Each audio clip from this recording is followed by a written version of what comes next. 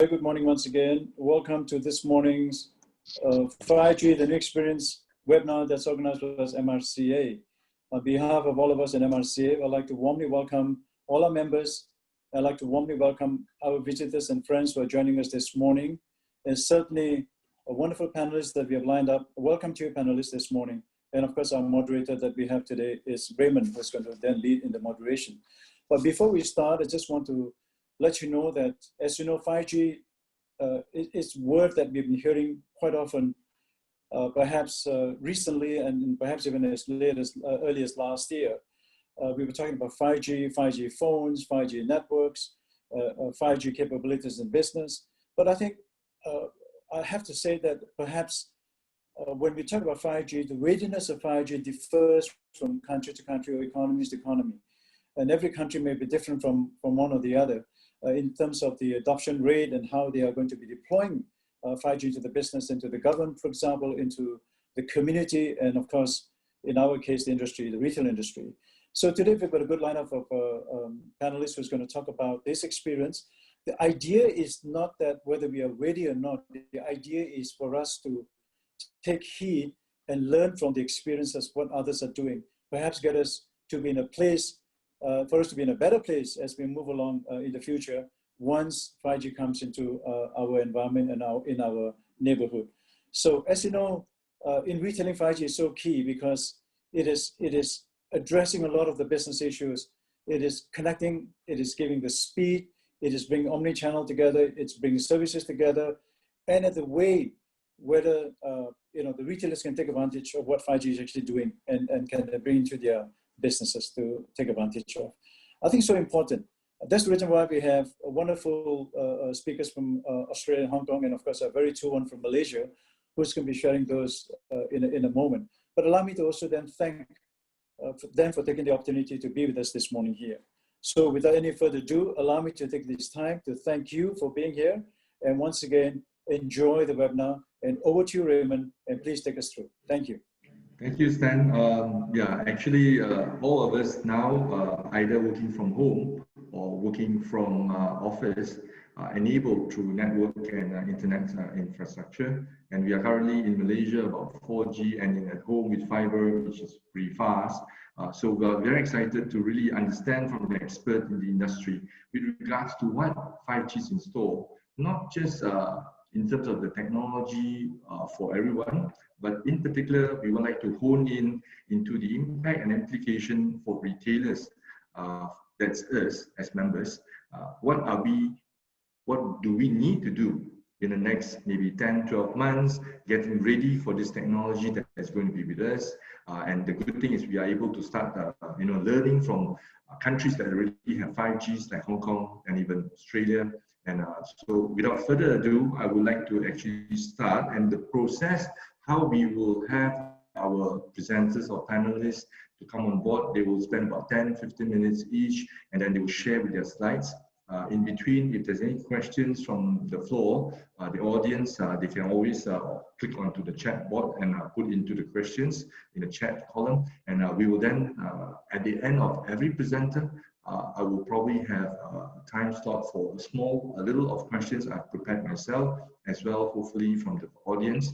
And then the next presenter will come on to continue with their presentation, 10, 15 minutes again. And then after that, towards the end, we'll do a wrap up. And then all the panelists will then chip in with questions that may come from the floor on the general topic. So without further ado, it's with pleasure. I would like to read a little bit more so that you are aware the expert speaker we have from Australia Down Under, Andrew Gordon. He's actually the General Manager for Mobility Solution Architect from Telstra. So he has actually been GM in the Mobility Solution Architectural in 2018 with 16 years experience in mobility. He leads a team of architects that develop solutions for enterprise and government customers. So he's actually very much into this 5G, and I'm more than excited, and I think all of us do from his sharing. So let's give our clap and applause to Andrew. Applause to you, Andrew. Thank you. Thank you. So, want me to start presenting? Sorry. Yep. Yep. Sorry. Hi, everyone. My name is Andrew Gordon.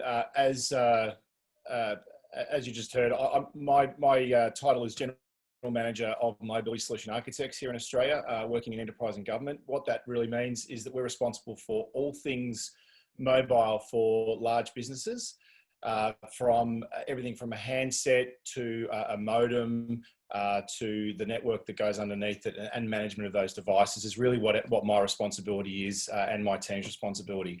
Obviously, as we've moved in with mobile now into 5G, we have taken a lead role in the ambassador aspect of 5G within Telstra. So we are heavily involved in going out and talking to customers about what 5G is, and also what 5G might be for them as well. So that's why I'm here today. So just moving along through the slides. So I'll cover a little bit around what 5G really is at a high level, and sort of how it's used from an infrastructure perspective.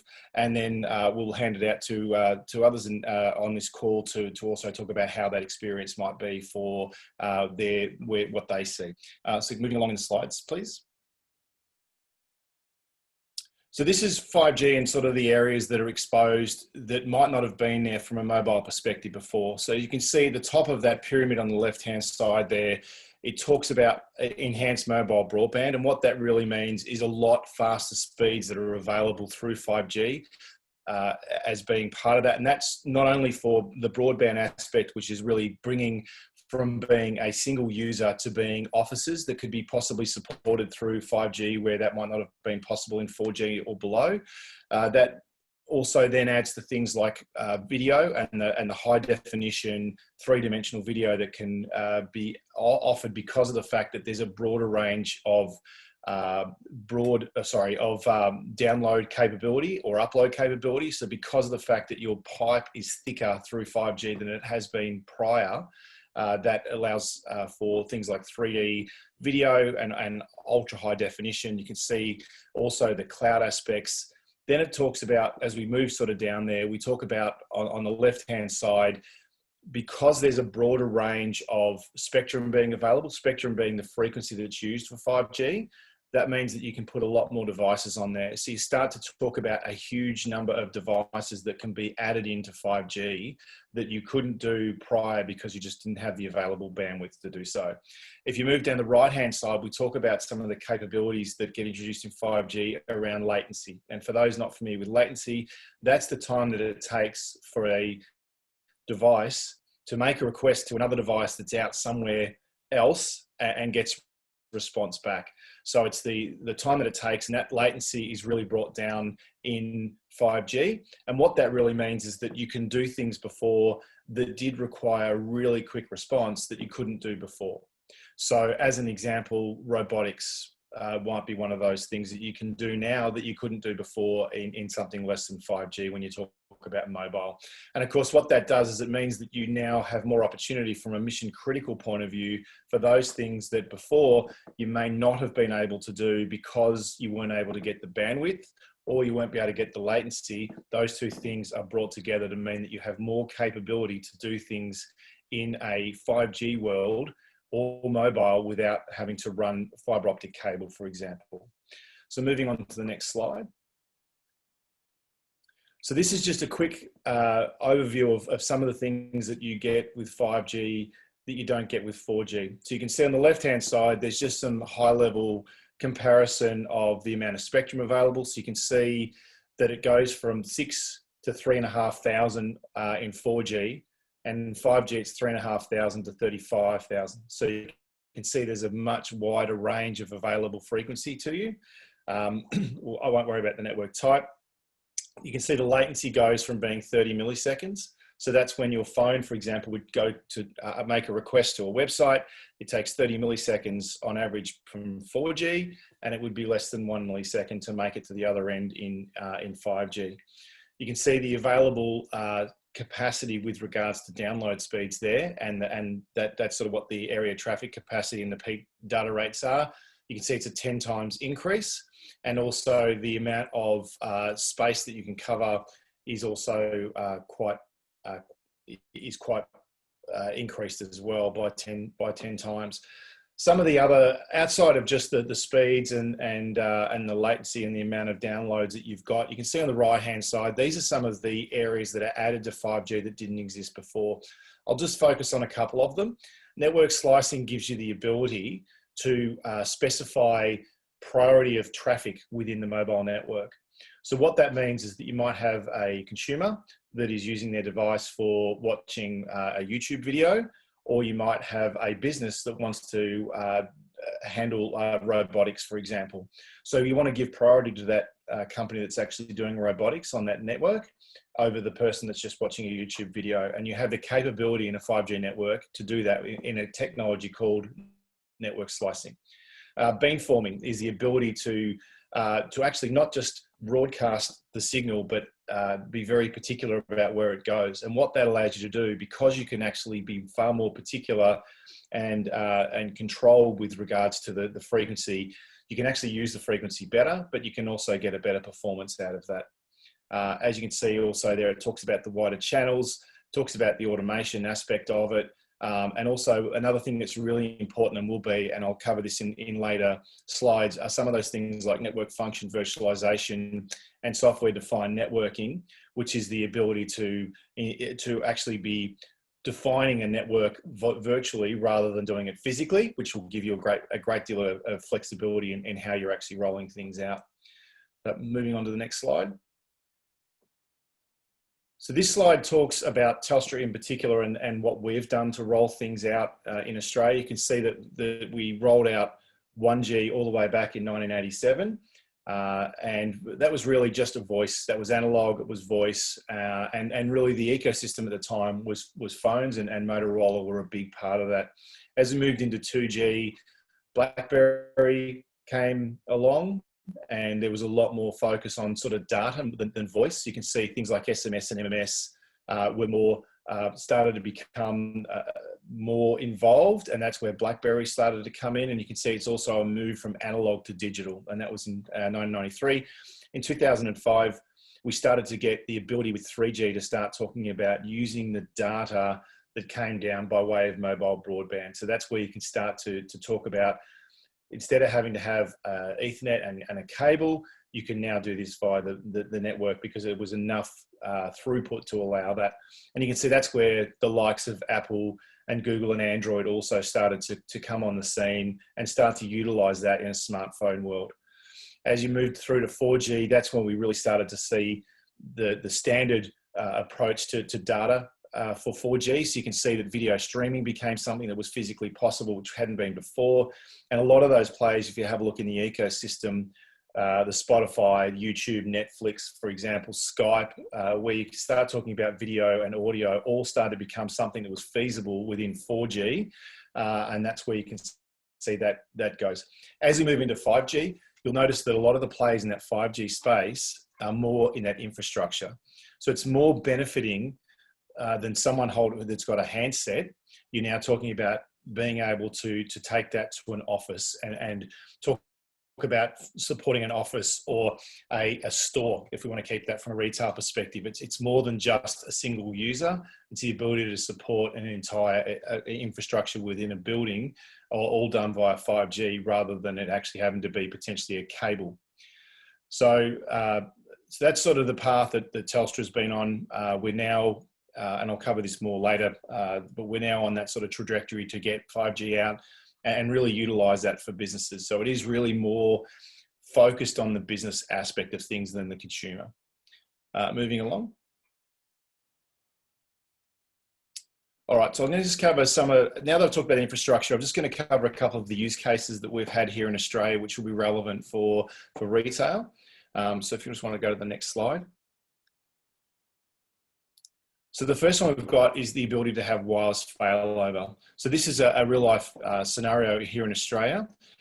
This is where we have a business, which is actually a supermarket, that really can't afford to have their network go down, because that means they can't use their point of sale system. And not using their point of sale system, that means that they can't transact. And that's happened here in Australia a couple of times, where the supermarket chain has lost their network.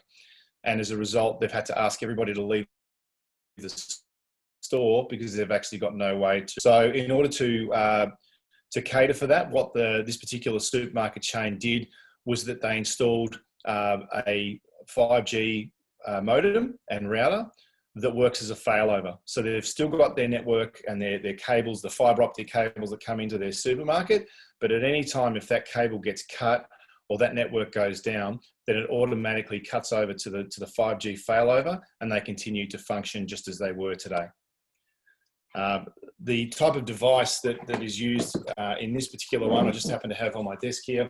This is a Cradlepoint 5G modem. So this could plug directly into a router to act as that failover. So it's quite simple. Moving on to the next slide.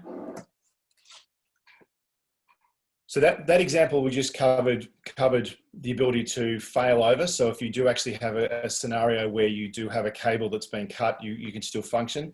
This is at the other end of the spectrum. This is where they are using it as the only form of connectivity. And what the advantage of that is if they are standing up stores, like pop-up stores or stores that aren't going to last for a long time, that they need to wait for cable to be run, then they can actually go in with a 5G modem and router and can automatically stand that up really quickly. Within an hour, they can have their network stood up with the infrastructure that they need to go along with it. And this particular one, which is actually an employment agency, they stand these stores up within a day. They've got all the furniture moved in, they've got their 5G set up in their network connectivity is live, and that controls not only their point of sale systems, it also controls their desktop machines that they have as part of their back of house, I should say. And also they run some of their security cameras off that as well. All this done over 5G without having to run any cables within the building. So it's a combination of 5G and Wi-Fi that they do this with. So that's basically 2 examples of that. Some of the other examples which others will cover on this call around that are really good for retail is the ability to do that sort of stand up an office quickly. So it's more than just you being mobile. It's actually, in reality, it's the entire store being mobile. It's an entire warehouse being mobile as well. So I started to talk about robotics before. One of the other examples that I could give from a robotic perspective where 5G can actually support this is around the moving goods vehicles. So one of the things that the likes of Amazon have are big warehouses where they have robots that go around and actually pick items off shelves, and when they and then bring that back, and then somebody puts it in a box and they send it out to you as part of the ordering. So all that at the moment takes infrastructure within their warehouse. Now with 5G, you could do exactly the same thing over a 5G network without having to have that infrastructure. So if you needed to stand up a warehouse because it was a busy time of year, then you could do that. You could use a 5G network to control those robots, and at the end of it, you could shut down your warehouse and move away from it. So that's the kind of advantage that you have, is to be mobile and far more flexible with a 5G network that you don't have with fixed networks necessarily. I think that's the last slide. We just go to the next one. It is. So thank you for your time. Are we doing questions now, or are we leaving that to the end?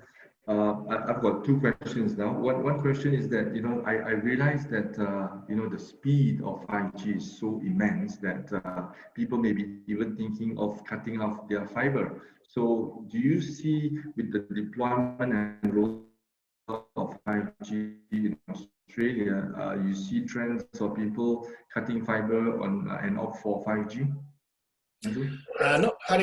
Not cutting fiber necessarily. There's a couple of use cases for that.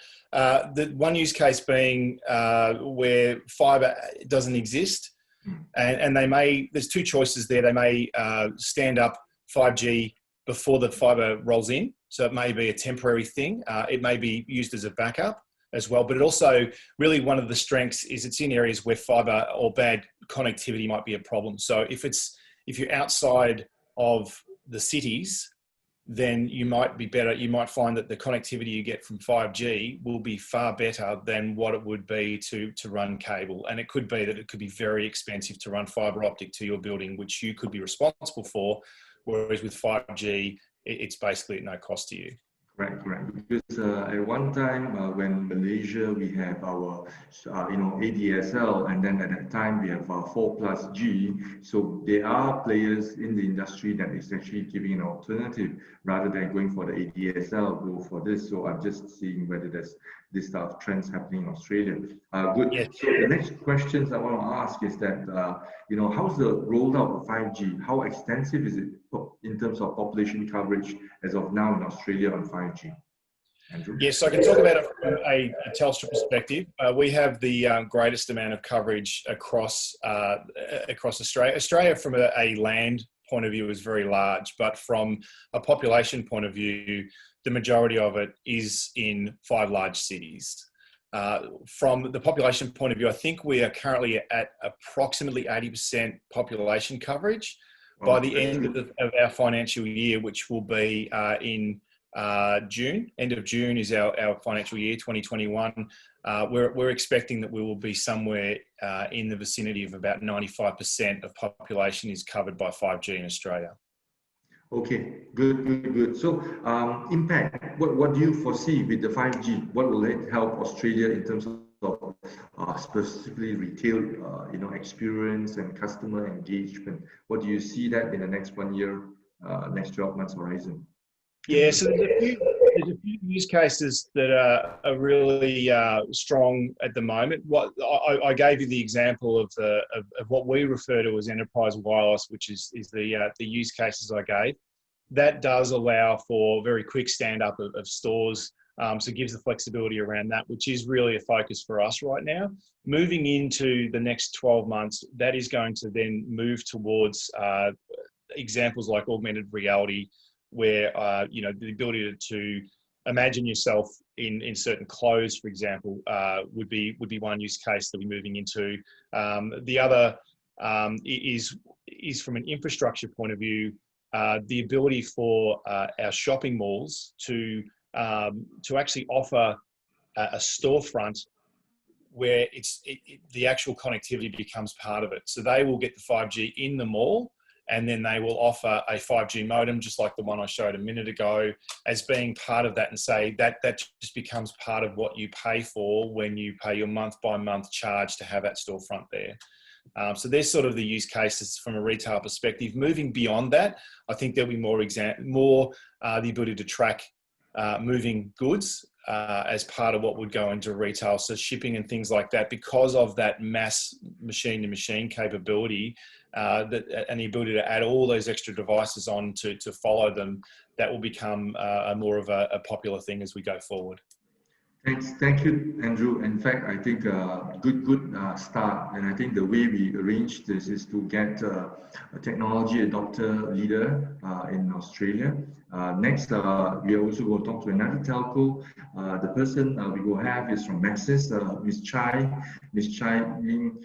She's actually the 5G and private network practice lead in enterprise practices, and paving the way for Malaysian business to realize 5G and the private network benefit. A senior telecom professional who has been specializing in IoT, Internet of Things, delivering best in class in the Internet of Things managed connectivity and software to enterprise solutions to enterprises in Malaysia since 2014. And over the last 10 years, expertise in the network planning technology. So we are very glad to have Maxis and Ms. Ming, who will be probably also sharing to us about what's in store for us from Maxis. So floor to you, Ming. Thank you, Raymond. Thank you. All right. As Raymond said, I'm from the Maxis Enterprise business team, and I am the 5G and private network practice lead. So part of my role here is to set up what is required to enable businesses in Malaysia to adopt digitalization with 5G and private networks as a technology, right? And it's mainly to improve the business efficiency and productivity of our Malaysian businesses. So how do we do this is we work really closely with our customers to fully understand what are the areas of solutions they are able to improve their revenue, reduce costs, improve their operations, and really ultimately what will be the improve in their end customer experience as well. Right. To start it off, can you go to the next slide, please? All right, thank you. just to recap what Andrew has shared, Andrew has shared a lot of the technology capabilities where 5G technology can bring really much enhanced capabilities and redundancy in your infrastructure and that connectivity to your stores and to your retail units. That actually brings that mobile network setup with that agility to set up or change locations of your business quickly. So a very quick recap in terms of what that technology brings in terms of 5G, right? First of all, 5G promises to bring data transfers that are at least 10 times faster than what we are experiencing today. And all of us experience this today as when we browse our phones, right? The next, with that low latency, what it means is that we're going to get very real-time feedback as if you're talking in front of a person, rather than having that slight lag that we still have a little today. That ability also to connect many items, up to 1 million items in 1 kilometer squared. So this means basically you can actually connect anything from your shelves, your chillers, your crates, or even the tools in your shop could be a possibility moving forward. And last but not least, which Andrew touched about, is about prioritizing your critical applications. And how do you ensure that your critical and your mission critical data is highly secured when you transfer it over the internet? With this, I would like to share some of the possibilities that retail businesses can start thinking about how you can leverage these 5G capabilities and what it could actually mean for your business in a retail sense. Right? Next slide, please. Go to the next slide, please. Yeah, thank you. So, first of all, what we can do is to rethink about what kind of experience you would like for your customers to have within your stores. Our retail stores today, the brick and mortar stores today, has essentially remained the same for the past 20 years or so, right? In terms of experience, you walk in, you browse through the shelves, you pay for it. In the midst of this pandemic, in Malaysia, we have seen many retailers have now set up their online stores pretty quickly to be able to continue their business. But now with the vaccine in sight coming next year, how would you then want to start attracting your customers back to your stores and getting them to have that retail experience again? One of these ways that Alibaba has done in Hong Kong is actually browsing that, merging that browsing experience from the physical store and the online experience of having to choose and select things through a digital screen. As you can see on the slide, they use a smart mirror where you are able to browse through the selections, and with artificial intelligence, it is also able to recommend matching items, mix and matching what they can buy, capturing what their preference in real time as and when they browse. And they also can provide a new fitting experience where they may be able to select what they want to try on, the colors that they want, and they will just put them in a cart and they can go to the fitting room just to try them on immediately. A video camera can also be put right at the top of the digital screen, able to capture who is using it. And by matching past visits from this customer and their past purchases, they are also able to identify if these are a regular customer and potentially push specific promotions or adverts to them immediately on the fly. So 5G enables this through the fast update of images and video feeds in real time. So at the same time, while reading the facial recognition and reading how the customer is browsing, there's also pulling up information of past purchases, quickly checking what matches can be suggested, and all this doing down in real time at the same time before the customer leaves that screen. Now, with these right recommendations to be able to give to your customer while they are in the store, that's where you're going to get the highest sales that you can achieve and ultimately increasing your top line. Right. If I can move on to the next slide, another item that we could think about is also how we want to improve our retail efficiency. A lot of the overheads for our businesses today mainly comes from the rent and as well as the cost of running your business, your employees.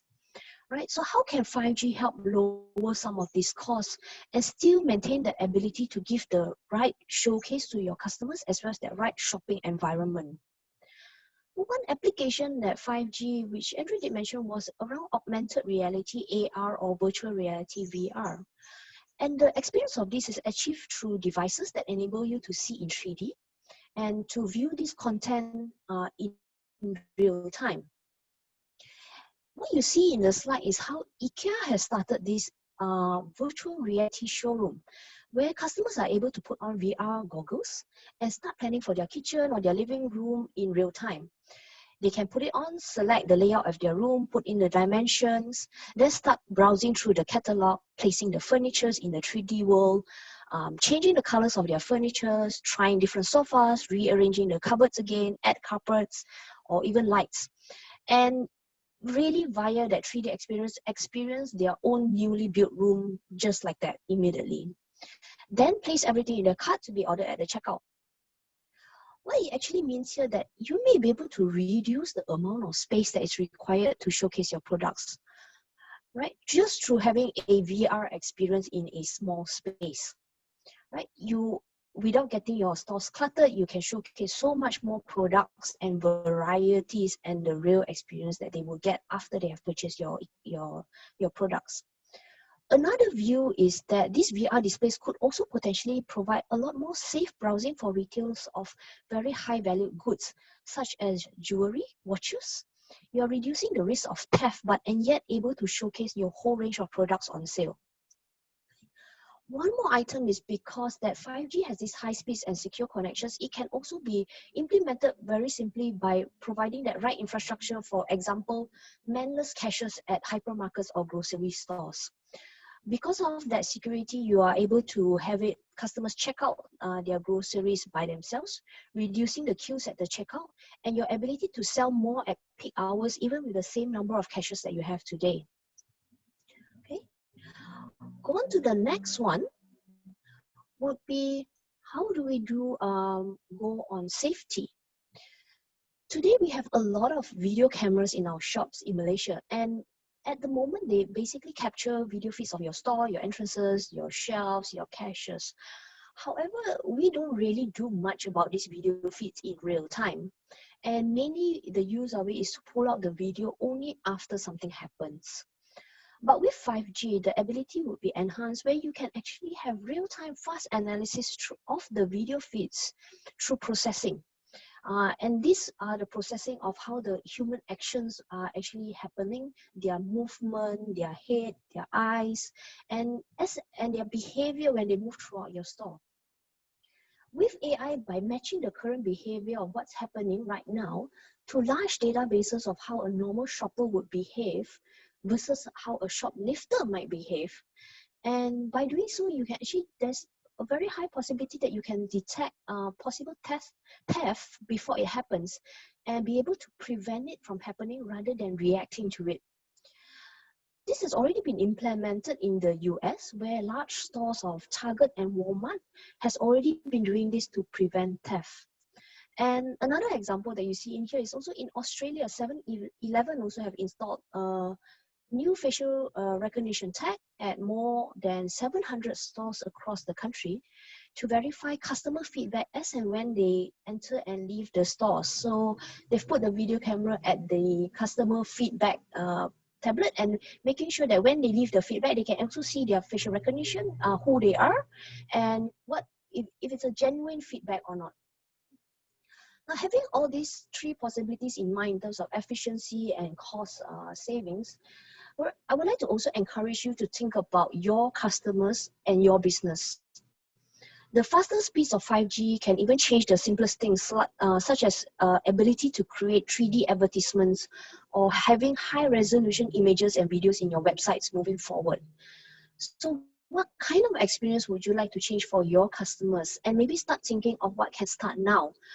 Whether is it getting your businesses online first, whether you want to get your infra ready today on 4G, knowing what your inventories are, getting to know your sales data today to prepare for what these new possibilities that will be coming.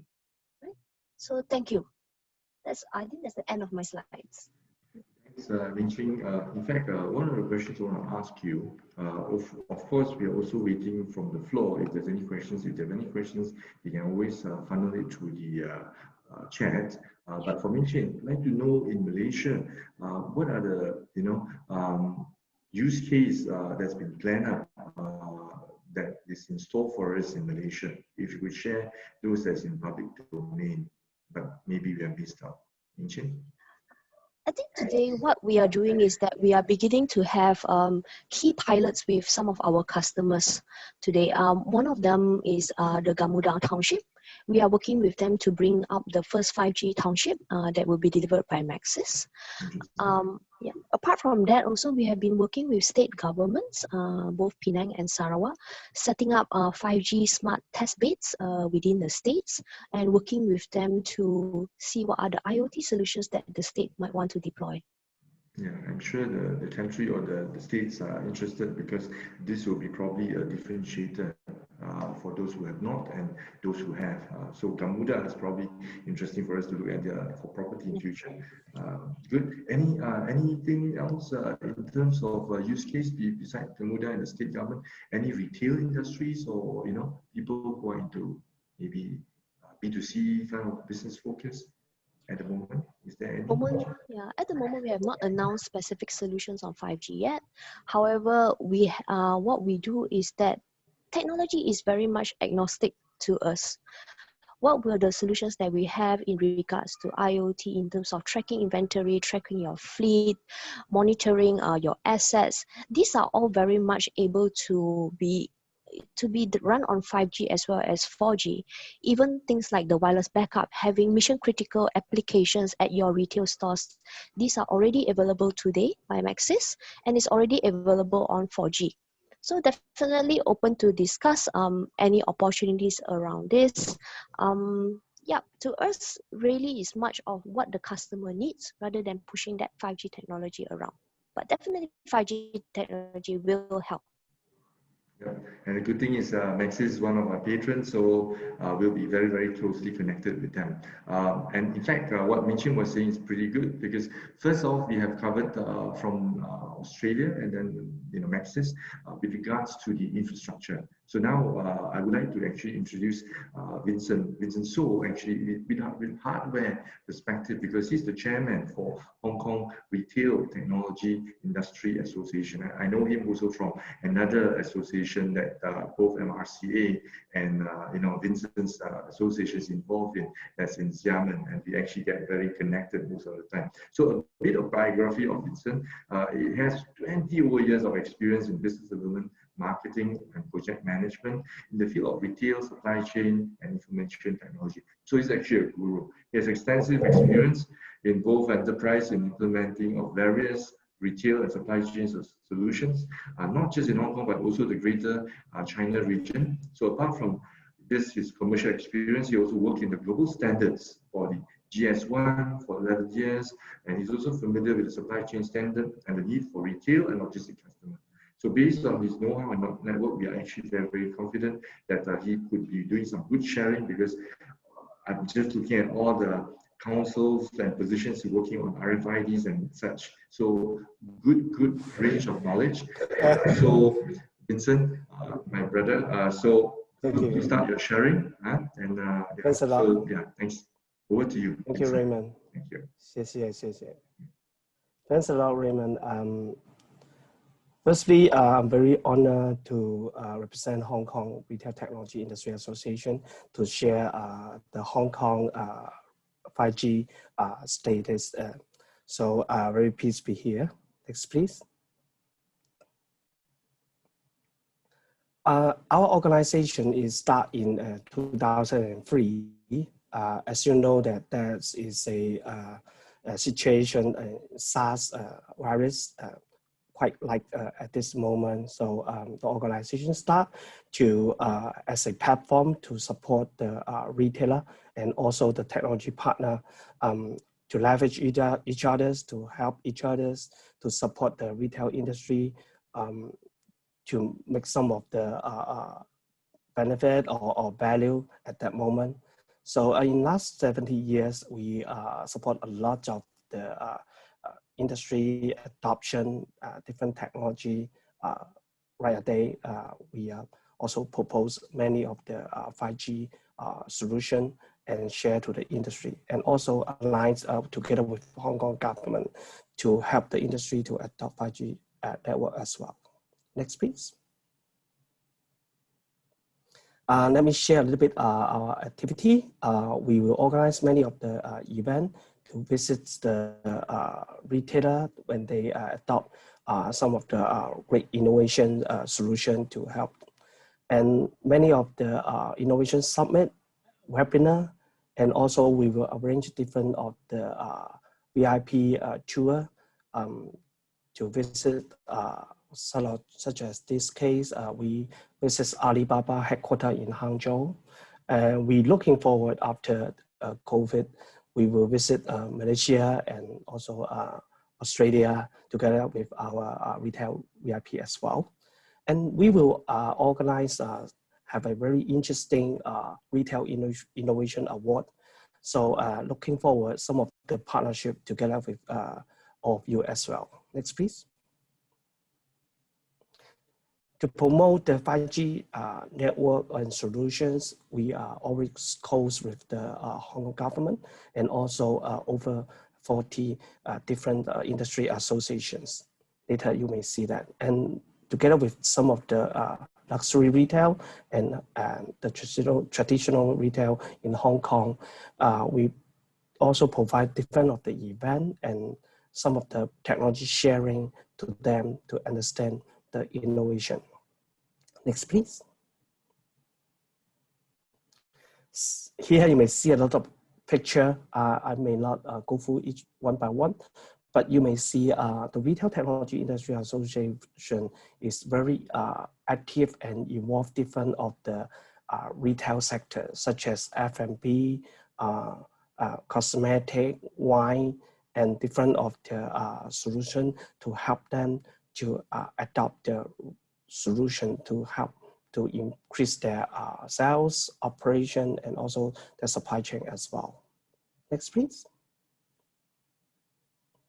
During this year, all of the face-to-face event is not easy to adopt, but we also apply many of the webinar event to promote 5G solutions, to promote how the e-commerce can help during the COVID environment.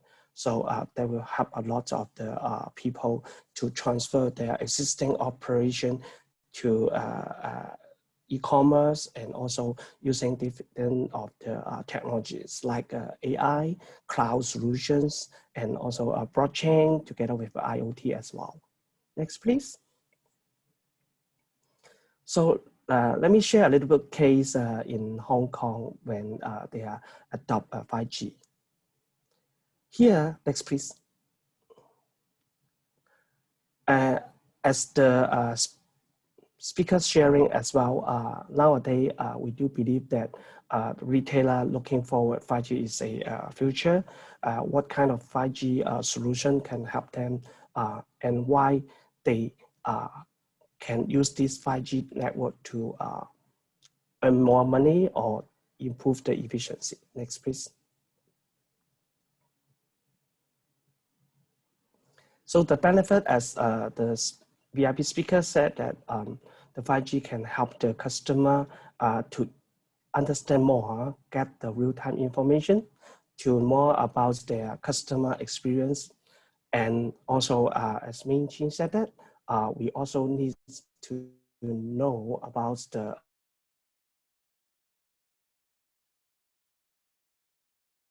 actually can improve operation as well. So how can do that? Next, please. The 5G network and solution can help. We got some of the experience and projects can save many of the manpower, speed up the operation efficiency, also the human response. Absolutely, the 5G network can support the 24/7 as well. Next, please. This project is the 5G camera they install in retail. This camera can easily to move and install in the different area. Why we use this? Because some of the retail environment, they will change their display setup. Particular, they have a new product arrive. They will try to get the big data they collect before, and then assign different zone to using the 5G solutions. So let's go for the detail in the next page. In retail environment, actually, you know that we can adopt many of the solutions. As Ming said that, inventory visibility, the footfall of the customer, and how we can use the 5G solution can monitor the loss prevention, how we can know our customer heat map and what they are doing during the store. So many of the solutions can be applied. But today I would like to share a very interesting solutions.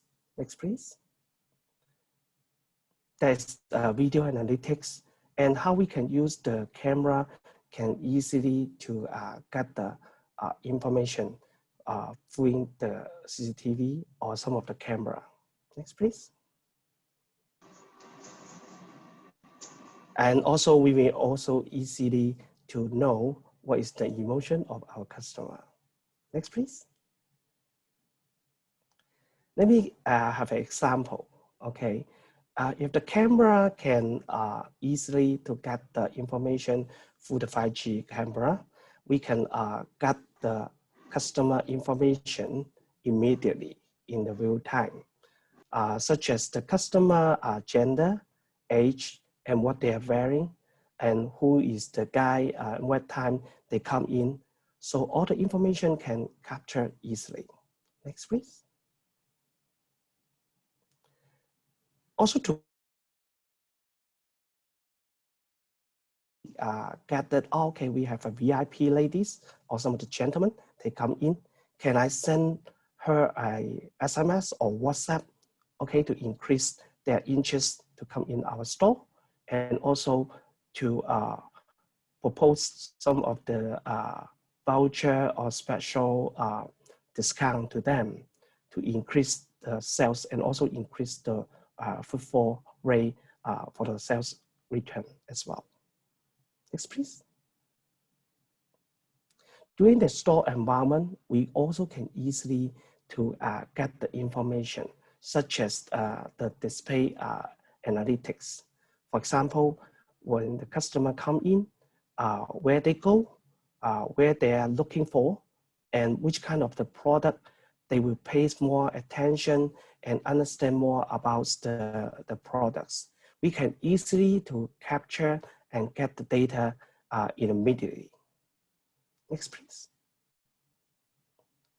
Together with some of the special display, okay, if I get the instant immediately information, I know that the customer, okay, they are looking for some of the special display. This is a hot item I going to hot sale in this. And together with the customer information, I know that this lady is a female. She's age is around 25 to 35. And she's looking for this item already over 30 seconds. So she may interest about this product. So I can assign some of the sales assistant or store manager to propose this kind of the hot product to the customer in a real-time environment. Next, please. For the store manager or the staff, they can get the alert and get the information from the VIP profile, so he can well prepare the script and some of the product information to attract the user in a very fast arrangement. Next, please. And last but not least is a very interesting sharing when this customer using the 5G solution together with the video analytics. How can do that? They capture the customer profile, for example, his age and the lady's age, so they can display the signage in a very fast second and attract the customer come in to the store. And this is a very interesting statistic I would like to share in Hong Kong and Macau. Some of the figure telling us the age of 40 and 50 something gentlemen, when they come in together with 20 something ladies, okay, this kind of the couple, they can generate a very good sales experience. For the experience from the luxury customer, they telling us the transactions is over 20,000 US. Okay, but it is absolutely is before the COVID. So for the customer right now, they also very care and their customer when they come in. Since many of the people right now is don't go out for shopping, so when they get the customer come in their store, they are very care and well to manage the customer buying behavior and make the sales become higher and higher. Next, please. So it's a small case sharing, but quite interesting. I would like to share my contact, my WeChat account, and also our organization, Facebook and LinkedIn as well. So please feel free to contact us, and I would very welcome to exchange more information from Hong Kong situation as well. It is my presentation. Thanks a lot. Thank you. Okay, thank you, Vincent. Thank you, Raymond. When I was looking at those slides and all that, any use case has been deployed and benefiting from 5G in Hong Kong already? Vincent, if you could share. Yes, thanks, Raymond. Actually, in Hong Kong, this moment, most of our operator they already 5G ready, so they are very aggressively to propose different of the 5G solution to the retailer size. Like me, I already have 2 5G mobile. One is iPhone, one is Android device as well. So this experience already in many of the retail side.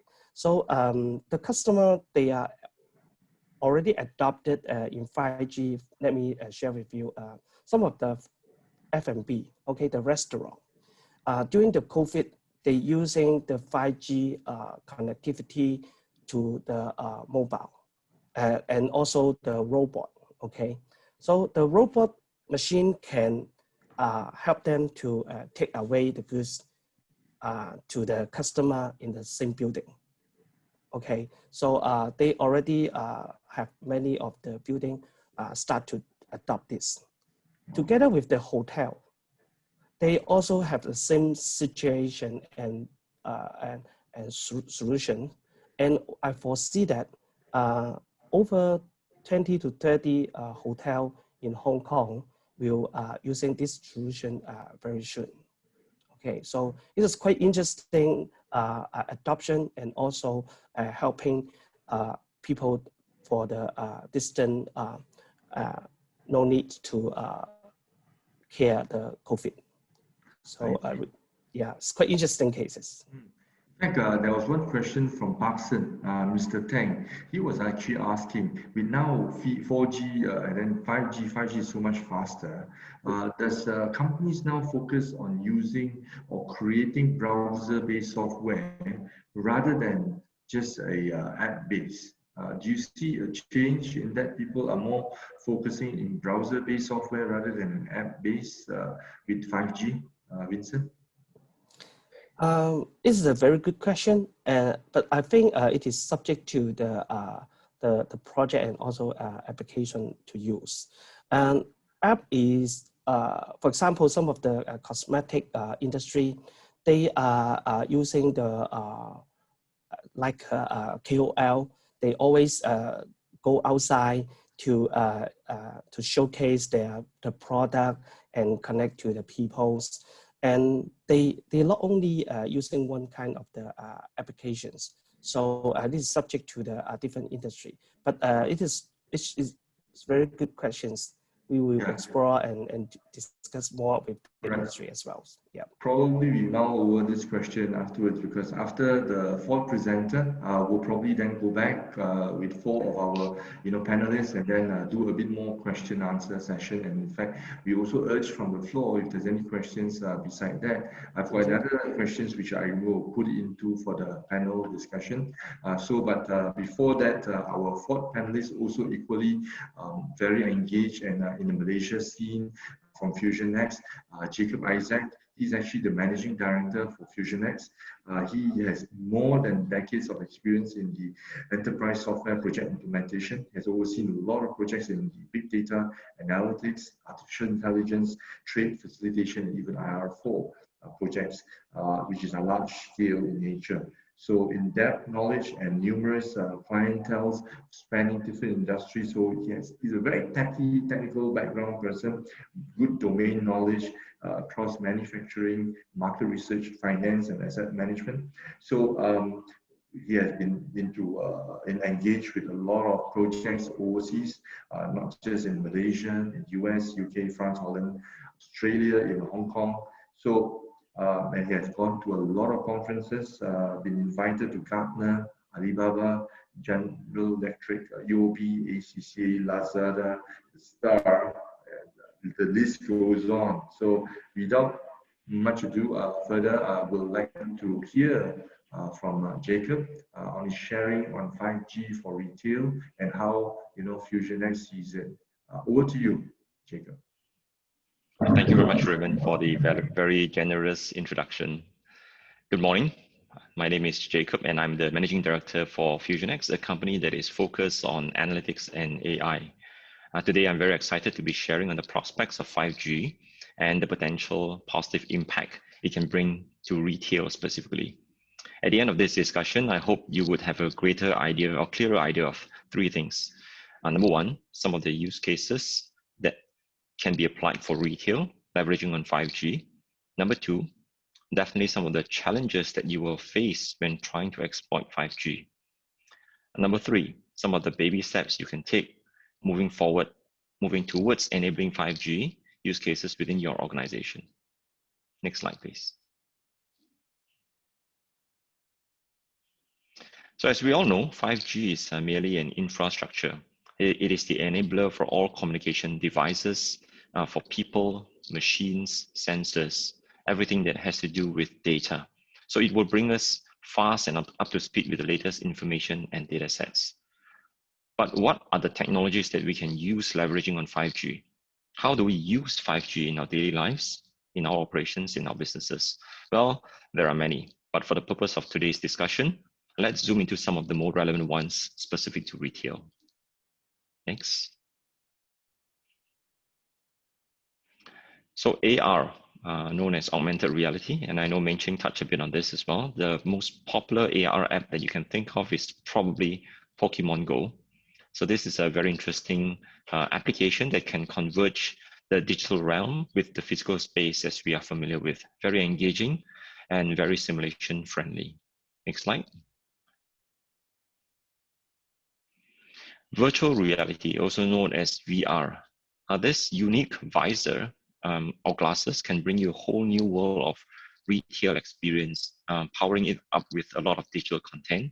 You can pretty much create any object or any experience that you can lead users or end consumers to believe that this is part of the physical world. So this is extremely immersive and a very powerful tool as well. Let's move on to the next slide.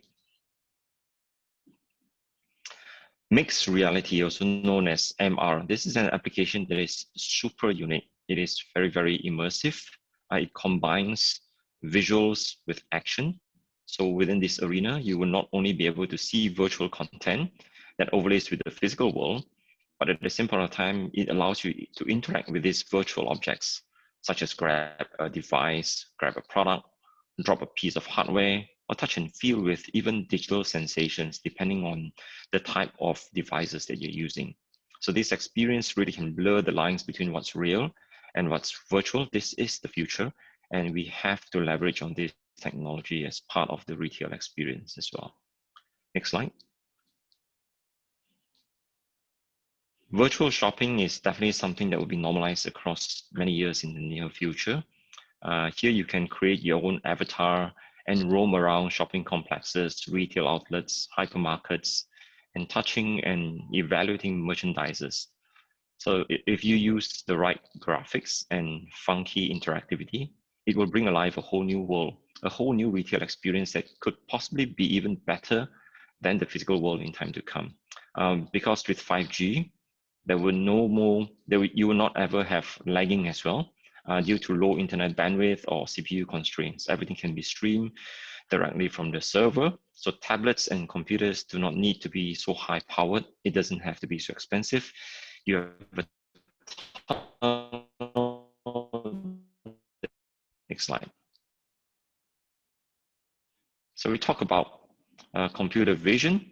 That is very mature technology today. Today, you can look at who's walking from left to right, where they're loitering at a certain unrestricted zone, where they're spending the most of time in your store. So it's just like having eyes at every corner. So imagine that you have eyes at every corner and evaluating and understanding human behavior. That is very useful for retail. Next slide.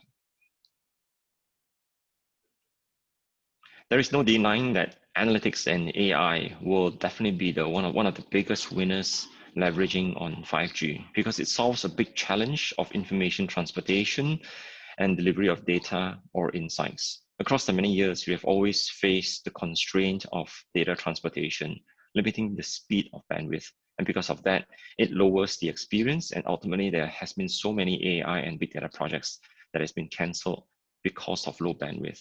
But today with 5G, it will just turbo boost your analysis and intelligence. Whatever platform that you have today, it will just feel super good. Next slide. So whenever you're trying to do something new, whenever you try to embrace a new piece of technology, there will always be challenges. The rule of inertia exists in all things good and worth pursuing. And it's not going to be any different for 5G. There will always be forces that will try to stop you from embracing technology. And 5G implementation will come with its own set of challenges. Next slide. So what are these challenges? What are the main challenges? Well, there are many, but I've just summarized the top 4 over here. Number 1 is technology. Today, we are flushed with an array of technology options. It's very hard for retailers to identify the most suitable option of implementation. After all, we are retailers, right? We're not technology specialists. So that's going to be a problem to identify affordable digital technology that can be exploiting 5G. Number 2, budget is always going to be a parameter that is worth consideration. As businesses strive through very difficult times, especially in COVID-19, it's very hard to squeeze budget. Even more so now, it's very, very hard to squeeze budget for new emerging technologies, especially when such investments will take time to see its ROI. It's not going to be immediate ROI. Number 3, mindset. As an organization targets implementations of new technology, there are likely to be a lot of skeptics. So if the leadership or project sponsors lack tenacity, the project would easily fall at the earliest hurdles of resistance. And like every project, rest assured there would be challenges lurking at every corner during the course of implementation. Leaders and enablers of the technology must have the perseverance and tenacity, and they have to stay committed to see the project to completion. If not, then it would be very hard to prove naysayers wrong because of its challenges. Number 4, at its core of implementation, there are always going to be people as the main factor. Yes, it is very hard to find skilled talents who possess the skill or experience to take you to victory in terms of successful 5G implementation. Next slide. So whilst you may think that you have a competent team to work on this, that's very typical. We have confidence that I can do this. I highly encourage you to work with partners because technology adoption is not an easy feat. There are challenges waiting for you in every corner. And if you try to overcome them, it will sometimes derail your company from its core focus, from your core business, or at times demoralize your team altogether when coming head on with these challenges. One must remember, You're in the business of selling your products and services, not running IT. And the items in this slide, whether it's time, whether it's business expectations, complex processes, legacy systems, security protocols, these are very daunting, and it's a real full-time job, a full-time focus area. It is better to work with trusted IT partners to ensure that you are working with teams who have the economies of scale and experience to minimize failure points and avoid unnecessary costs. Next slide. At Fusionex, we aim to augment retail functionalities with intelligence. So we have a different word for AI, not just artificial intelligence, but augmented intelligence. Our most common implementations include these 6. AI pricing that helps you identify the best price for your product and services using data and facts, not just gut feel. So should you increase your price, drop it, or when should you flex up and flex down? These all have tremendous impact to your top line or bottom line. AI selling helps your business cross-sell and upsell to increase revenue. These recommendations are very powerful to increase your top line and your average basket size. AI sketching is probably one of our earliest use cases whenever we start to implement with any client, if they haven't already done so. You have to focus on understanding your customers and the segments a bit better by profiling their historical spend patterns and behavioral analysis. We also provide VIP concierge services through AI concierge to help customers feel a bit more special, a bit more unique in a different space. And again, using AI to identify the right needs and customer service levels and the right products to deliver to them. AI chatbots are very commonly used today for customer services, more common than you even know. This is getting to be more prevalent because studies shows that there is a great trend moving towards a preference of automated client services in the near and immediate future. So this is something that we do quite a bit. Lastly, AI rewards. And this is extremely important because as businesses try to acquire new customers, they also have to retain and keep their loyal customers within your captive clientele database. So imagine enabling all these functionalities with 5G, where there are no boundaries of speed and performance. How cool is that? Huh? Next slide. So the following are some successful case studies which we have implemented just for your reference if you choose to. Next slide. For a retail chain store, we implemented AR, where they had strong bandwidth and 5G capabilities. This was very interesting to see because the customer experience was double. And it's pretty cool to just overlay virtual insights in the store, but more substantially, help monitor product sales in real-time fashions.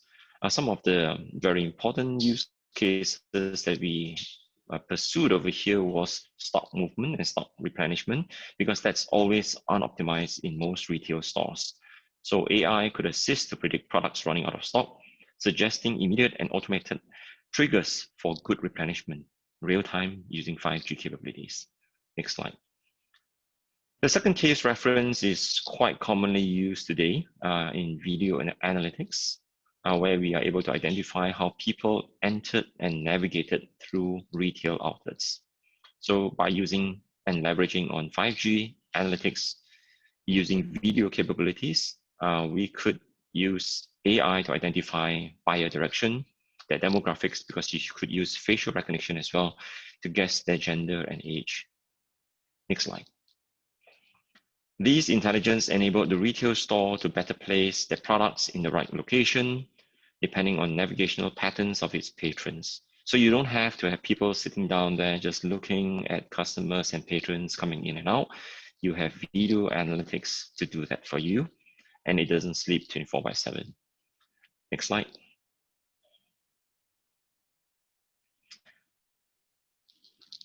Yeah, next slide. So we have also launched quite a few successful virtual exhibition platforms, especially during this pandemic. This provides a complete slew of features, and depending on the capability of 5G and its coverage, we can switch functionalities to provide exhibition booths, which are very rudimentary, product demos, brochures, chat rooms, or some things that requires a bit more power like video meetings, VR, AR, or even just something very fundamental like search, calendars, talks, seminars, and many others. The advantage of these virtual events are many, and that's why this is gaining strong popularity. In fact, it's many a times the only option today because it's more interactive, it's more efficient, it's richer in content, it's richer in terms of analytics as well because now you have more complete data sets. What's more interesting is that for some of our clientele, we were able to attract more than 300% prospects for such events, doubling it up together with AI-powered marketing. I believe that this is the future of exhibitions and get-togethers as multimedia content and XR content, XR as in AR, VR, and MR, together makes everything a bit richer and engaging. It makes virtual exhibitions a bit more colorful. Next slide. I'm nearing the end of my presentation here, and last question that you might be asking is, so where do I start? How can I take the first step, the first baby steps? Next slide.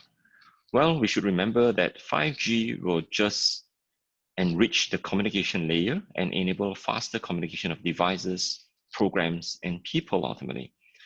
So if your business is not digitalized, there is little that 5G can do.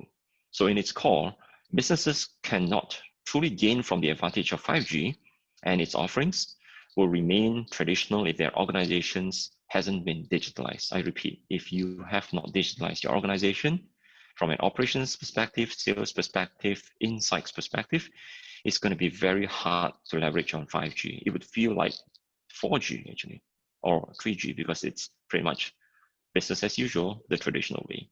So then the answer becomes very apparent. Digitalize your business. That's the first step. Digitalization is a very popular topic and a huge topic on its own. So most companies are already starting some form of digitalizing initiatives. They have their chief digital officers, innovation officers, and a troop of people just looking at this strategic initiative. I have other forums and other discussions where we talk about digitalization technologies and how to pursue this. But in summary, digital transformation includes the 4 pillars that you can see, which is online stores, workplace automation, AI-powered marketing, and AI and big data-powered organizations. So that's the 4 pillars.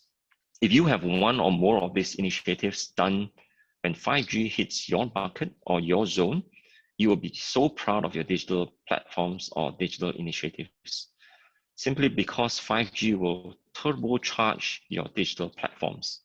The analogy is this: your digital transformation initiatives are your car, your engine, your in-car entertainment. You need those features anyway as part of your daily car. But with 5G, your car is suddenly turbocharged, so it's faster, your in-car entertainment is smoother, there is no latency, everything just feels that much faster, sleeker, and smooth. But really, you are leveraging on existing features that you have built before 5G lands. It solves bandwidth, latency, and performance problems, making the experience now fulfilling and your project a true success. That's the journey that you should pursue. Those are the baby steps you can take one by one. Next step. So let us make no mistake. The technology run is a race we are forced to compete in. This is essential. It is not optional. And it's not just about precision, but it's also about speed. And I know that organizations need to practice governance and selection of technology, RFPs, partners, roadmaps, etc. But we must not lose the race due to overloaded planning, but lack speed in implementation. Speed to success is important as well. Next slide. So whilst the road ahead is not a walk in the park, but one thing is for sure, doing nothing is a really bad idea. Next slide. Next slide. So that was it, folks. I hope you found the sharing helpful and useful. And if you'd like to onboard this journey together in anticipation of turbocharging your platforms with 5G when it lands, feel free to get in touch. Thank you for your attention, and I wish you a pleasant journey of reimagining your retail business using 5G and digital technologies. Thank you, Jacab. I think it's a very insightful on giving us the steps ahead. I think after understanding the importance of 5G from the service providers from Australia and even Maxis, we also realized that the hardware needed and the software to run all these equipments and machines to enable a fluid and buttery connection between one another. So, but the questions I have for Jacab is that like you are also our patron. Anything that you have in store for us as members of MRCA, some quick win in terms of adoption of the digitalization that you have. Maybe you could share one of the things that you have that it's difficult to refuse from us as members. Jacab? I think customer experience is so important today. And if you do a survey with the new generation of X, Y, and Z, many of them would tell you that the experience beats the product. So if you put in front of them experience as an option, say for example, a dining experience or a purchasing experience versus a luxury product, they would choose experience as the preferred option. So once we know that, once we understand that, we know that we need to use 5G to increase and enhance the retail experience. And the best way to do that is to make it immersive and make it engaging. So if you are a bit more aggressive and if you're a bit more ambitious and adventurous, I would suggest that you work on AR and VR because it is truly, truly immersive and one of a kind. I've seen how people can transport you to deserts, transport you to the seaside, and provide you with the same retail experience or even better than that. But if you think that, oh, let's start something that is a bit more traditional, a bit more conservative, and leverage on existing platforms that you have, then I would say just work on mobile apps, just work on in-store video analytics, or hook up with your POS machines, your CRM machines, to find insights and trends, to use AI to better sell, better marketing campaigns, and better products and discounts to the right users at the right time. So I think push notifications, customer engagements from a CRM or mobile app perspective is something that 5G will be able to help a lot, especially like just now, many of the panelists have shared in many areas, because pushing at the right time in the right place is something which was a challenge in the past, but with 5G, that is totally enabled. Good. I think those are some of the small baby steps. Yeah, apps, in-store experiential tracking. Then moving into a more adventurous AR, VR. Okay, so we have got very good insights and start. We are like on a three-quarter way towards our presentation. I would like to draw back all the four panelists to have a bit more free-form engagement, and I want to start off by asking the four panelists, Andrew, Ming, Ching, Vincent, and Jacabs, with regards to any other thing you think MRCA and their members could do as things to start. But of course, a little bit we already covered with Jacab. But how about from Andrew, Ming, Ching, and okay, maybe the telco side, Andrew and Ming, Ching. Anything you'd like to chip in on comment on how MRCA and their retail members could do? Maybe Andrew? Yeah, from a 5G perspective, it's something I get asked often when we actually start talking to any customer. Retail is obviously quite a big one because there is an infrastructure, an actual shop that's associated to it. I think preparing for having 5G in your store is going to be sort of the first question that we get asked. What do we have to do in order to be able to be ready for that? The short answer of that is that, as the telco, we will take care of the actual bringing the 5G to you in a lot of cases. We can work with you to add more. I think the main thing that I can think of is the consideration that you have for the next couple of years will be around what you need to do to transform your business. So it's preparing for it. So it's understanding what 5G is going to bring. We've heard a lot about things like augmented reality and virtual reality as being part of that. There's also edge computing that can also be part of that. So it might be actually looking to bring some of the capability that you currently have in the cloud to being within the four walls of your building, are all things that you might be able to consider to prepare for 5G. So it's really around starting to think about the applications that you use, the security systems that you want to put in place, especially in COVID times now. We are going to start to see heat sensing type cameras to look for people that might in fact be ill, to track that as they're walking around your store or around a mall. So they're the kind of things that may come up, and it's really considering around what your use cases might be, understanding more about what 5G can potentially offer you. Thank you, Andrew. How about Ming Ching? Any insights on how perhaps the baby steps we could adopt from the MRCA member perspective? I would like to echo what Jacab said in taking the baby steps in terms of how we want to start. Having viewed that 5G is coming and so on, what you need to get ready to be able to embrace the technology and leverage upon all the advantages that it can bring. This, I really think that getting your businesses digital is the main thing, where you can, whether you get your business online through e-commerce, getting the online payment systems ready, getting your inventory, your sales online, having that online to offline experience is something that businesses and retailers needs to start thinking about. And last but not least, as also Andrew put it, is that let the technology providers be there for you to help you on your journey. Don't think that you have to do it all by yourself. Work with the people like Maxis. We offer services where you can actually move your businesses online, move your businesses through e-commerce. Work with us and leverage the expertise we have, and then we can go embark on this journey together, because all of us are experts in different spaces. So we can leverage off each other to actually make it much better for everyone.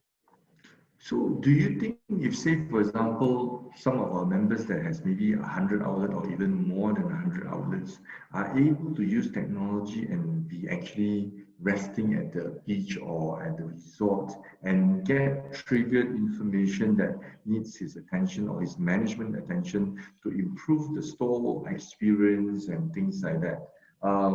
Who could probably give me insight on that? Or Ming Ching maybe? I see you nodding. Yeah. Yeah, definitely.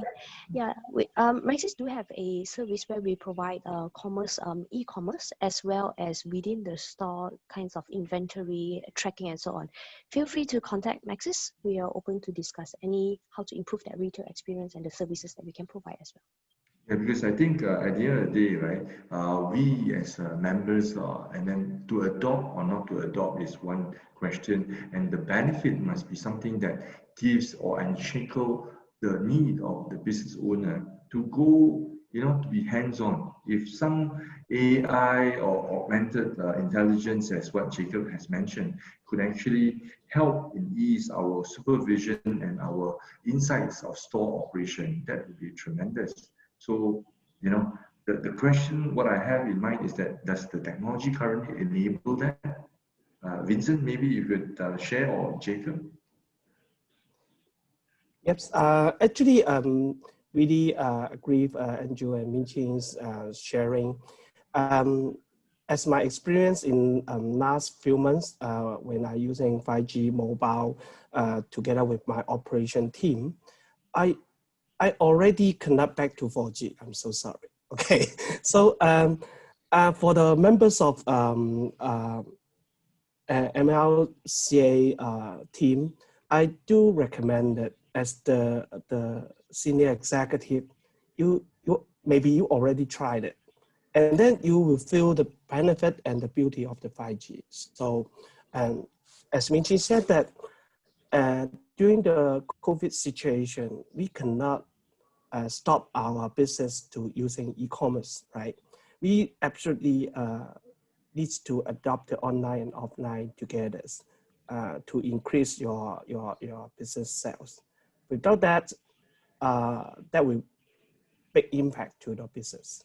So 5G is another accelerator to support to e-commerce and supply chain as well. So I really recommend that. Yeah. In fact, Shirley, our president, has a question to the panelists, and she was actually asking, so if 5G is to be a disruptor to some businesses who are not prepared to use it, what would be the impact? Who would be the least likely that could probably adopt 5G from retail? The question would be maybe from the floor. Who would like to take this? Sorry, did you say who would be the least impacted? Yeah, so the question is, of course, 5G will be the disruptor to businesses, right? So the question is, who is not prepared to use it? Who do you think will be the least likely to adopt it? And, or maybe let's start with saying, in terms of, 5G is a disruptor. What will be the impact if you don't adopt it? Maybe, if you can answer. If you don't do it, what happens? Yeah, I can try to do that. Okay. Yeah, sure. Jacab? Yeah. So I think the ones that would probably feel the least impact are the ones, like I mentioned, who have not adopted digital technologies. For them, it would be like life is as yesterday and 5 years ago. It feels like 4G, it feels like 3G, because they've never onboarded the digital transformation exercise. So they don't have digital platforms. They don't have AI-powered platforms. They don't have video analytics. They don't have AR, XR, etc. So it's going to be business as usual, the traditional way. And if they grow the business, they would probably grow it through the traditional brick and mortar way, but they would never have really appreciated the value of 5G. So I think that 5G is something which we have to embrace. It's not an option. I remember the times when cloud first surfaced in the market, and people were very paranoid about it. Everyone was very negative about it. They said, "Oh no, nobody's going to use cloud because everybody wants it on premise, right?" But as you can see, it's actually the way to go moving forward. So it's something which is inevitable and unstoppable. Even if you try to stop it, your competitors, your friends, your partners, your suppliers, your customers will use it, and you will be pressured to use it. So rather than waiting until then, why not take the first step to do it now? Because if you do it now, then you'll be a market leader, and you have more time to perfection, to improvise your platforms. So by the time when 5G is fully implemented and deployed, you can actually appreciate the full learnings and the full experience of 5G. I think one of the things that MRCA in particular should be able to understand is that numbers are strength, right? We know that. And you have numbers, you have a community. So instead of doing this in a silos way, where each and every one of the retailers try to work on their own VR, AR, or whatever 5G enablers they're trying to do, why not do it as a herd? Because when you have the economies of scale, all of a sudden things would be a lot more cost efficient. And the learnings are a bit more amalgamated as well. So I think the strength lies in your community, in your friendship, in your partnership, and the relationship that you have.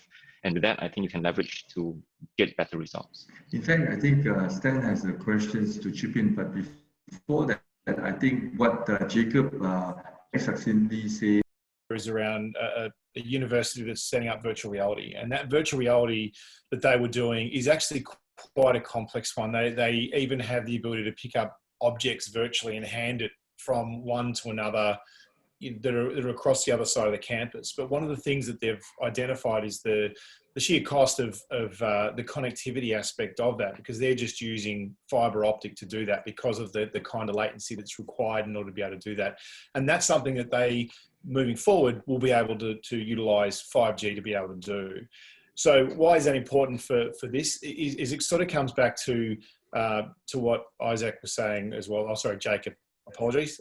What Jacab was saying as well is that if you look at it this way, I'll use an analogy of building a very large freeway. If you're just riding a bicycle on a very large freeway, you're really not getting the full capacity of that freeway. And I think from that point of view, if you're in business and you're thinking about some of those things that will bring you up digitally and think about what's required from an infrastructure point of view, that's where you can start to really think about, well, is 5G going to help me, or am I going to have to run sort of the expensive cables across locations, etc. So that's where, looking at it from that point of view, of really thinking very bold and very large, and then thinking about, well, what has been the prohibitor of doing that. If that prohibitor is the sheer cost of actually putting some of that infrastructure in place, then maybe 5G is going to actually be able to bring that to the forefront. So that's something you can put then as being, well, that's something I will be able to achieve, rather than something that is actually out of your reach, but just because of the sheer cost.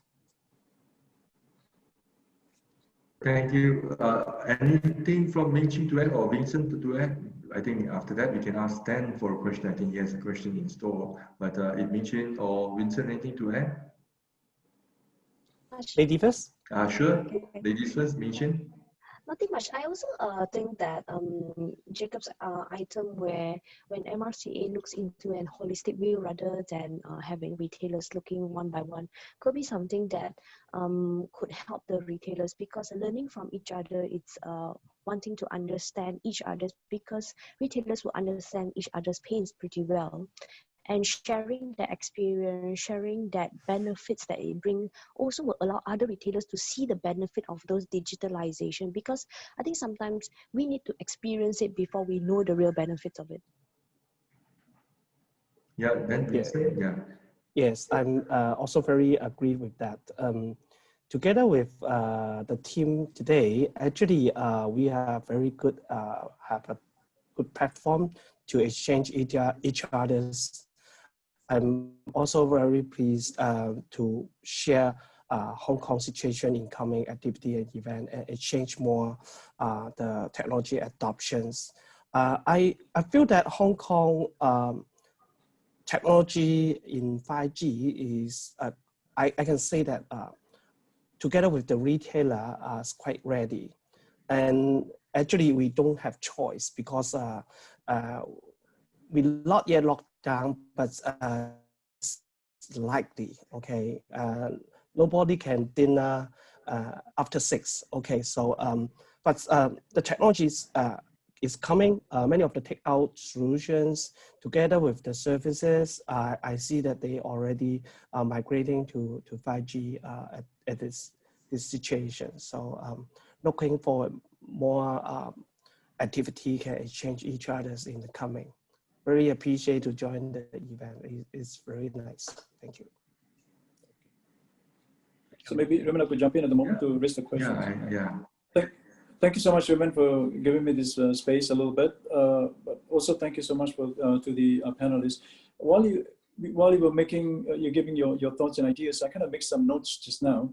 I recognize that the 5G powered networks will enable retailers, for example, even revolutionize retailers in their multi-channel, omni-channel angles, right?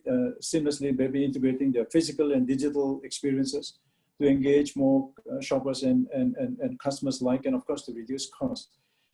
And the points that I gathered here will be like the customer touch points, the personalized experiences, the autonomous stores to set up as and when required, enhance operations, for example, given the speed.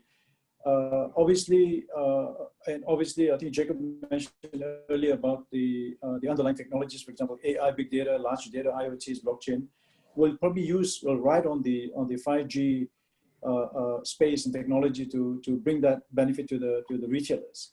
Now, the question I have is, at juncture, most retailers will think like this: I am starting my business, I have my business, I've been running for a while, and I have all this data, all these systems in my place, and I want to make a changeover, a makeover to perhaps adopt 5G so that I can take advantage of some of the things that I just written down, right? How difficult is it for somebody to make that change? I mean, there has to be some form of a retail tech culture, I believe, because if you don't have that tech culture in the organization, then it's very difficult to do the adoption. So obviously, but seeing the benefit and not moving also doesn't help the retailer. But if the retailer can accept and see and understand that, oh, I need to have this tech culture so that I can move that forward and maybe adopt 5G into the business to take advantage of all of the good things that you said. How critical is that to have the tech culture, number one? Number two, with the current business that I'm running for the last that many years, I want to make that shift overnight, at least to take advantage. How difficult is to make that change? Remember, I got investments in my business as well, right? I bought equipment and I bought this, and obviously I'm in 4G at the moment, for example. Is that a difficult move to make? Is that a difficult shift to make? Anyone in the panel? I guess I'll go first and just talk about the infrastructure point of view, and it sort of plays back to what I was saying before. So if you have it actually gone to the expense of 4G, for example, then with something like this, which is a Cradle Point 5G modem, that can be added to a 4G router and then make you 5G compatible, 5G ready. So from that point of view, if you're at that extent, you can go down the path of something like that to get you to 5G. If you're talking about something that's far more disparate, then it really is going to be based upon just what exactly you have in place. But the thing is, if you're talking about even having an existing cloud solution right now, and you're talking about bringing that within the four walls of your building in the way of an edge compute, then you can actually stagger that sort of over time, because of the fact that 5G will be able to give you those high speed, low latency kind of results. Then that can keep you connected at high speed to the cloud. And then eventually you can bring that in based on the use cases you put in front of it. At least that's from my perspective. I'll hand it to someone else to add some more. Yeah, I'll add to that. I guess when you say moving the technology from 4G to 5G, as Andrew put it, it's not going to be that difficult, right? But I would think that the tough hill climb here is getting your offline into digital in the first place, getting your first cloud, getting your first digitalization of your workforce, getting your digital inventory, getting your digital sales on that. I think that would be that uphill task that every retailer must undertake at first, because that technology, you can put it in the sensors, you can put in all the things that you want, but the culture of that tech stand that you mentioned is the critical most important. Retailers also must remember the way they do things previously may need to change when they adopt technology. Processes need to change, worker mentality, the way they do things, instead of writing down on a piece of paper, inserting it into a tablet. So I think that culture change is clearly very, very important across the organization to be able to adopt that digitalization. Okay, good. Maybe Jacab, you want to add, or maybe Vincent, you want to add something? Sure. Vincent, you want to go first? Yes, fine. Thank you. Actually, agree that from 4G to 5G is not that difficult, but for the retail side, you can easily or you may consider what is the application and what is the benefit for you. As I said, some of the industry like cosmetic, they do a lot of KOL streaming, video sales at this moment. So when you think about when you're doing the streaming, presenting the product, but the network is dead, okay? So all the performance is gone. So they will have set up the perfect environment like during this event. Continue using the 5G streaming. I feel that the performance is very good. So for the customer, they can think and plan for the stable environment together with the 5G. So that would have a good result. Thank you. Yeah. Thank you. So, as in the law of balance, every time when there is a suggestion on an initiative, there will be someone who will counter reject it or will say that I'm just not up for it. So I think it depends a lot on the leadership and the culture of the organization. If the organization and its leadership says that, look guys, this is not an option, we're going to do it. Just get it done, plow through it and make sure that it's done. Then there is not too much of noise on the ground in terms of people rejecting the initiative and people wanting to find fault with the vendors, the partners, their internal staff, but they just want to see to victory because they know that it's not an option to fail. But if the leadership says that try to explore, and if it doesn't work, it's okay, we just give it a shot, and if it doesn't work, we can abandon the project. We don't necessarily need to select this vendor, we don't have to do it. There is option for failure, and as the rule of inertia, organizations are ruled by inertia. So you have leaders who will provide resistance and will say that this technology is not ready, we are not ready for it, we don't have the data, we don't have the expertise, etc. So the leadership, if they are committed and they have put down a mandate that is unbreakable, I think that is extremely important. I remember I used to talk to a friend and he owned a hotel and he was looking for an interior designer to revamp his hotel and to renovate it. And I'm always interested in interior design, so I joined him as well for that discussion. And in that meeting, he asked the interior designer, I don't mind whatever you propose to me, but you have to compute an ROI for me. So if I'm spending 5 million or 50 million to renovate the hotel, how can I compute that I would get back this 50 million or 100 million? And the interior designer said that, well, it's very hard to compute, but I can ask the question the other way around. I can ask the question back to you. What happens if you don't renovate? What are your options? So I think the same can be asked for retailers. If they ask that, what's the ROI if I move from 4G to 5G, if I build digital platforms, do XR capabilities, where's the ROI? Sometimes it's very hard to compute that. But I think the question you can ask these leaders as well is, what are the options if you don't? Because this is an unstoppable force. So if you don't do it, your competitors will, the world will move ahead with or without you. So it is about getting in and being committed to see it through. And for sure, even if you don't yield immediate results, you will be at par and competitive in the total landscape. Very well put, Jacob. In fact, there was a question actually from Joseph Cho. He was actually asking, if retailers are adopting AR and VR aggressively, what happens if the consumer side don't adopt? So I think it's probably more or less on the same thought of play.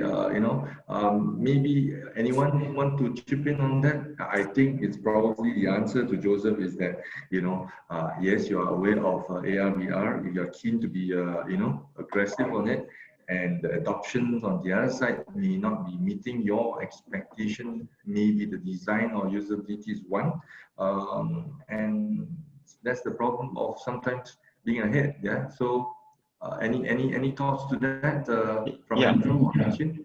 Sorry, if I may say, that kind of scenario, the audience and the consumers are your judge. So they are the testimonials. So if they don't like it, they will not embrace it. So if they don't like it, it's not about the technology. It's probably about the execution. And I think what retailers and most organizations don't understand is that whenever you're trying something new, a new piece of tech, a new toy, a new sport, you're bound to fail. So you will have to fail once or twice. Noted, it has to be affordable, but you learn from that experience and you learn fast. And you perfect your run and you improvise your speed. So as time goes by, you will have a very good AR and VR initiative because you started earlier and you never gave up. But to say that on day one, I have to make sure that my VR is like well loved by 95% of the population, that's somewhat ambitious. You can aim for that, but you have to be prepared to improvise because all the successful applications, whether it's Uber, whether it's Grab, whether it's Waze, they've improvised and learned along the way. So why won't we do the same? So I guess it's again inevitable that you have to do it. It's just that we need to be prepared that the public might not initially like it, and it's not the fault of the technology. It's probably the execution that needs to be improvised. Thank you, Jacob. That's a good wrap up. And I think I'm going to go through all the three other presenters because I think we are keeping good time. And then afterwards, I think we have some activities that I would like to invite Shirley on board. But some final thoughts from Vincent, followed by Ming, Chin, and Andrew, and maybe just in 30 seconds. Yeah, Vincent? Yeah. Yes, thanks a lot. I also learned a lot of the experience from other countries. So really pleased to join the event and looking forward more exchange sector. And Raymond, we can go together to Xiamen for the coming half a year. And then maybe you can invite all the guests to come together. That is a very good platform to link the Asia Pac retail expert together. Looking forward to that. Thank you. Thank you, Vincent. Thanks a lot. Ming, final thoughts, and Andrew, then I'll hand the stage to Stan back to continue. Just some final thoughts for our listeners as well, right? I just read an article regarding for the generations that are coming out to work today. These are the generations that has been born in the year 2000 and above. They are going to be 20 years old this year, and they're going to go into the workforce in the next few years. Now, having those audiences in mind, they have grown up having tablets, handphones, playing computer games. To them, having Zoom meetings, Google Meets are very natural compared to us, right? Now, these are going to be your customers and your audiences. I don't think we need to worry that our consumers will be not in the forefront. I think we will have to worry about, can we be at the forefront to give them the service that they would like to enjoy? Thank you. Well said. Andrew? Yeah, I think a lot of what the previous speakers have said sort of resonates with me. It is, it's perfectly correct. You know, we've got the younger generations that are going to come up, and this is their expectation that this technology in the digital world is already there as we go. And I think the comment that Jacab made around that the technology is not going to be the problem, it's going to be the way that it's actually implemented to get the experience is also really important. One last comment that I'll make. I learn a lot from understanding what other countries are doing from the other speakers today. And I think what's important to understand is that every country is going to tackle it slightly differently, especially in the earlier stages of 5G. There's technology reasons why you would tackle one use case more over another, depending upon what country you're in, which I think is, you know, what I got out of this personally out of that is to understand where different countries are doing it and how they're using it. And now I can go back personally and look and see what approach they've taken from a 5G roadmap perspective is, and sort of get an appreciation for why they might have taken that. So it's quite good. Thank you. There you have it. We have from down under, Andrew, and we have up North Asia, Vincent, so and telco leader in Maxis, and Jacab in terms of software. And here, as our president's motto is powered by you, MRCA members, we serve better. So back to you, Stan. Thank you so much, Raymond. Thank you, all the panelists. Now, let me just quickly call upon the President of MRCA, Madam President. Shalite, could you please perhaps? Hi, good afternoon, everyone, esteemed MRCA members, ladies and gentlemen. It gives me great pleasure to really personally thank all the wonderful panelists, Ming, Ching, Jacab, Andrew, and Vincent. Last but not least, our very own moderator. Raymond is also our Deputy Secretary General. I mean, I have enjoyed the Zoom conference a great deal, and I learned a lot from all of you. I would hope to actually be able to meet all of you face to face, but it is really very difficult to do this at this point in time. Nevertheless, we can still do this online. But before this, I want to tell Vincent and Andrew, we are looking forward to both of you to come to Malaysia one of these days. You know, give me the pleasure of taking you both, you know, around to enjoy Malaysian food. And to Jacab and Ming Ching, maybe we meet over a cup of coffee soon. Thank you very much once again. Yeah, thank you very much.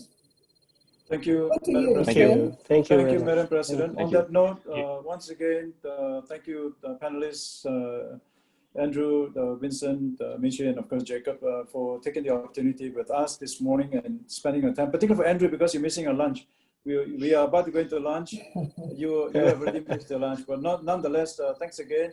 Hope to see you. We'll organize maybe part 2 of this event. Who knows? We are thinking about it. And when we do that, we'll certainly call on you as well. So take care.